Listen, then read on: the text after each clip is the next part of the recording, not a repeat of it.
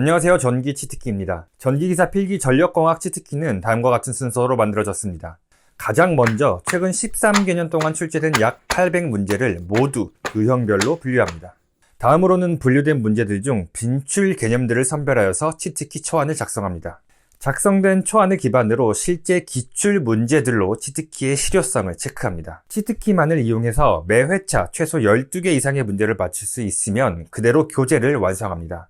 이번 전력공학은 40개의 치트키로 매 회차 평균 15개 이상의 문제를 맞출 수 있도록 제작되었습니다. 기업적인 개념들은 모두 버리고 핵심 그리고 빈출 유형들만 엄격하게 선별하였습니다. 그럼 지금부터 전력공학 치트키 시작하겠습니다.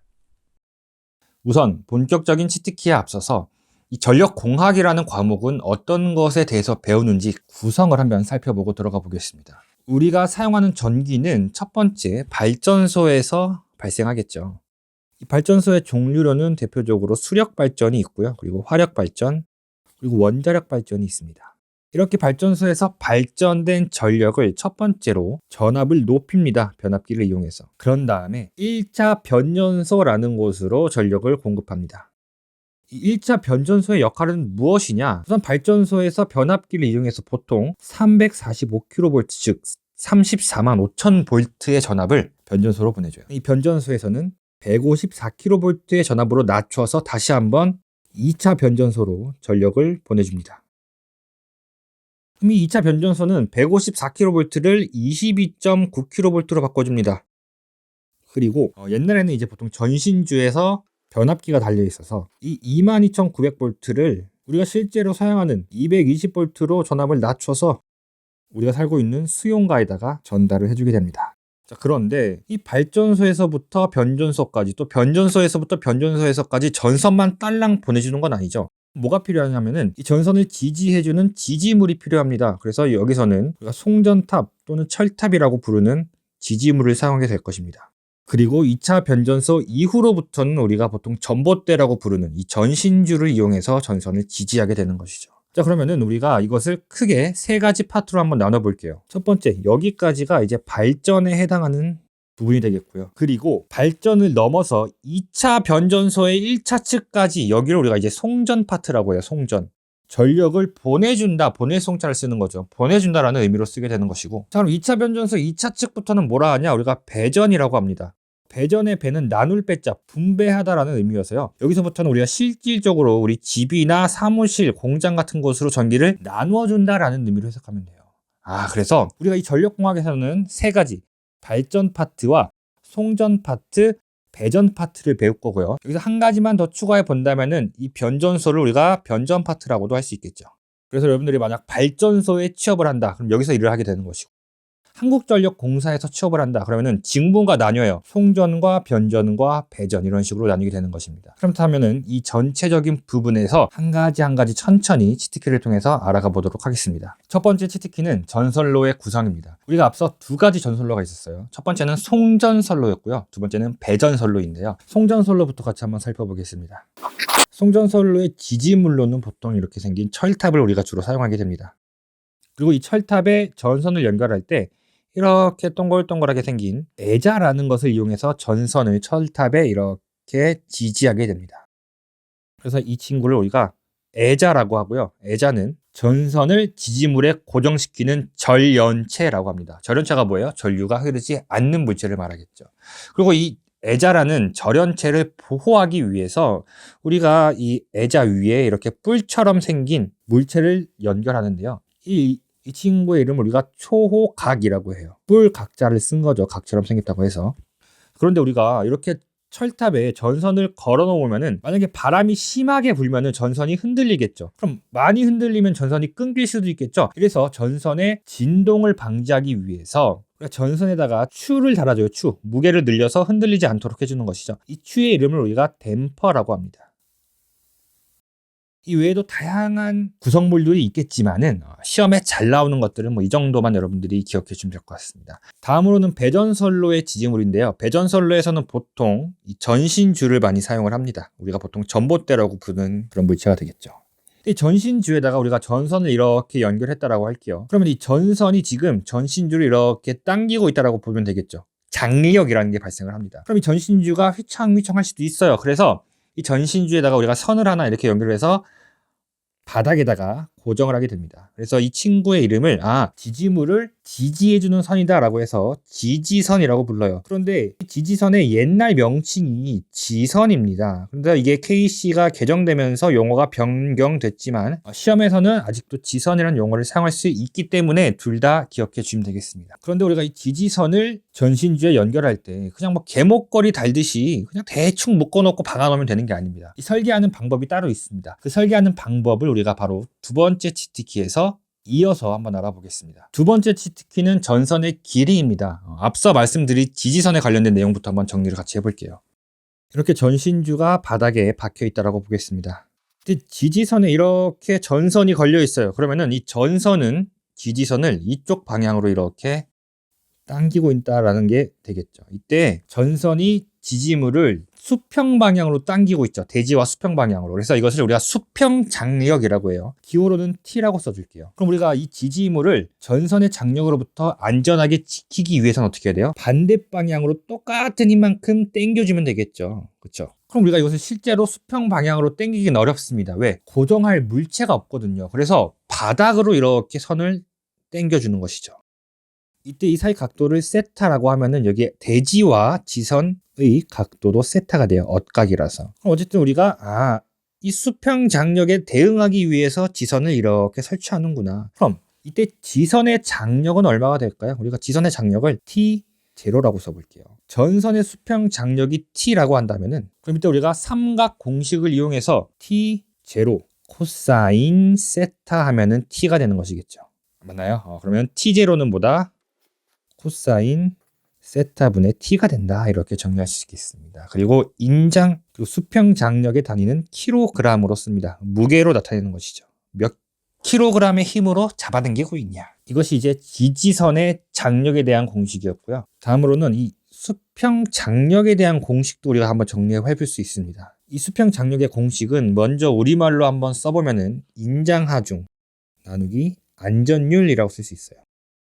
이 인장하중이란 게 무슨 의미냐면은 이렇게 전선이 있을 때 이 전선을 양옆으로 이렇게 당깁니다. 이 전선에 힘이 가해지겠죠. 예를 들어 이 전선에 100kg의 힘이 가해졌을 때 이 전선이 이 100kg을 견딘다. 100kg보다 더 큰 힘이 가해졌더니 전선이 끊겼다. 이때 우리가 이 전선의 인장하중을 100kg이다 라고 표현을 합니다. 그럼 무슨 뜻이겠어요? 전선이 버틸 수 있는 힘을 인장하중이라고 하는 거예요. 그럼 두 번째로 여기서 안전율은 무엇이냐? 이런 겁니다. 예를 들어서 이 전선이 딱 100kg만 버틸 수 있어요. 근데 만약에 겨울에 눈이 와서 이렇게 눈이 쌓였어요. 전선이 무거워지겠죠. 그럼 전선이 끊기겠죠. 근데 위험하잖아요. 그럼 평소에 이 전선의 무게에 의해서 버틸 수 있는 최대 무게보다 우리가 조금 더 여유를 줍니다. 예를 들어서 2배 더 버틸 수 있도록 했다라고 할게요. 그러면 수평 장력은 100kg 정도인데 우리가 전선을 2배 정도 더 튼튼하게 함으로써 200까지 버틸 수 있게 했죠. 이때 이 2라는 숫자를 우리가 안전율이라고 부르는 겁니다. 이해됐나요? 그래서 이 수평 장력의 몇 배만큼을 더 버티게 할 수 있냐, 여기를 이제 안전율이라고 하는 것이고, 그러면 뭐가 돼요? 인장하중이 되는 것이죠. 이때 안전율을 우변으로 넘겨주냐면은 안전율 분의 인장하중이 되어서 이것을 전선의 수평 장력이라고 계산할 수 있겠습니다. 내용이 너무 복잡하다면 괜찮습니다. 그냥 인장하중 나누기 안전율은 수평 장력이다 이렇게만 기억해 주셔도 문제 푸는데 전혀 지장이 없습니다. 그럼 우리가 이렇게 정리한 지지선의 장력으로 뭘 할 거냐? 이번에는 전선의 길이를 한번 구해볼 텐데요. 그 전에 전선의 처짐 정도라는 걸 한번 계산해 볼게요. 이렇게 전신주 두 개가 있다라고 보겠습니다. 이때 지지물 사이 거리를 우리가 경간 S라고 부르게 되고요. 만약에 우리가 이렇게 전선을 그냥 일자로 딱 연결을 했다면은 이렇게 연결이 되겠죠. 근데 이렇게 전선을 곧바르게 연결하게 되면은 예를 들어 바람 같은 것이 불었을 때 쉽게 끊어질 수도 있겠죠. 그래서 살짝 우리가 여유를 주어서 이렇게 좀 늘어뜨려 놓습니다. 그래서 실제 전선은 이렇게 좀 처지게 보통 우리가 연결을 하는 것이죠. 전선이 그럼 얼마나 처졌느냐, 이 까만색 선을 기준으로 얼마나 처졌느냐라는 것을 우리가 기호 D라고 나타냅니다. 이게 원래 옛날에는 이것을 2도라고 했습니다. 그런데 KC가 개정됨에 따라서 용어가 전선의 처짐 정도라고 바뀌었는데요. 마찬가지로 이 두 가지 용어 모두 기억해 주시길 바라겠습니다. 이 2도의 공식 D는 8T 분의 WS 제곱이 됩니다. 공식 좀 많이 외우기 어렵잖아요. 그래서 좀 외우기 쉬운 방법 알려드리면, 여러분들 제가 혹시 몇 살인 줄 아십니까? 우순쌤은 티처죠. 우순쌤은 28살이야 이렇게 외우면 돼요. 28살. 실제는 아닌데요. 우순쌤은 몇 살이다? 우순 티처는 28살이다 이렇게 외우시면 됩니다. 28살은 희망사항이고요. 단위는 미터가 되겠죠. 우순쌤은 28살 미터 이렇게 쓰면 되겠습니다. 자, 그렇다면 우리가 이 2도가 생겼으니까 전선이 이렇게 수직거리가 아니라 어때요? 좀 더 길어지겠죠. 이 길어진 전선의 실제 길이를 어떻게 구하냐? 한번 같이 확인해 보겠습니다. 우리가 전선의 실제 길이를 L이라고 써볼게요. 그럼 어떻게 하냐? 자, 첫 번째, 실제 경관에다가, 경관이라는 것은 지지점 사이의 거리라고 말씀을 드렸죠. 경관에다가 얼마나 더 길어졌느냐, 이것을 공식으로 3S분의 8 D제곱 이렇게 하면 돼요. 단위는 미터가 되겠죠. 자, 여기서 그럼 우리가 알 수 있는 게 뭐예요? 이 공식에서 S는 경관이고요. 이 뒤에 있는 식이 경관보다 더 실제로 늘어난 길이에요. 그래서 두 개를 합치면은 실제 전선의 길이가 되는 것이겠죠. 여기서 이제 한 가지 유형이 더 나오게 되는데요. 잠깐 공식을 옮겨놓고 옆에 전신주가 이렇게 한 개 더 있다라고 해보겠습니다. 경관의 길이는 똑같이 S라고 하고요. 2도 역시도 똑같이 D라고 할 건데요. 여기를 둘 다 D1이라고 한번 해볼게요. 근데 이때 우리가 여기서 지금 이 중앙점 보이시죠? 중앙점에서 원래 전선을 지지하고 있어야 되는데 이게 풀어졌다라는 겁니다. 풀어졌어요. 그럼 전선이 어떻게 여기까지 이렇게 쭉 내려와 버리겠죠? 이때의 이도를 D2라고 해볼게요. 그럼 이때의 D2는 뭐냐? D2는 너무 쉬워요. D1을 2배 해주면 되겠습니다. 그래서 이제 공식 다시 한번 정리해 보면은 이도는 우순쌤 28살이면 좋겠다. 그래서 W는 전선의 하중입니다. S는 경관이고요. T는 전선의 수평 장력이 되겠죠. 자, 전선의 실제 길이는 8D제곱, 2도의 제곱에다가 3 곱하기 경관 이렇게 써주면 되겠습니다. 사실 뭐 이 두 가지 공식이 가장 잘 나옵니다. 한 개 더 추가하자면 이 세 개 기억해 주시고 이거는 보너스 정도로 생각해 주시면 되겠습니다. 잘 정리해 주시고요. 세 번째 치트키 넘어가겠습니다. 자, 세 번째 치트키는 단도체와 복도체입니다. 우리가 앞서 선로에는 두 가지 종류가 있다고 말씀드렸죠. 첫 번째가 배전선로고요. 두 번째가 송전선로예요. 근데 이 배전선로와 송전선로에서 사용하는 전선의 종류가 조금 달라요. 배전선로는 보통 이 단도체라는 것을 이용하는데, 그럼 단도체가 뭐냐? 자, 보시면은 전선이 한 상당 한 개씩 가요. 한 개씩. 그럼 복도체는 뭐냐? 한 상당 전선이 두 가닥 이상으로 이렇게 연결이 됩니다. 두 가닥 이상. 두 가닥도 있고 네 가닥도 있고 여섯 가닥도 있어요.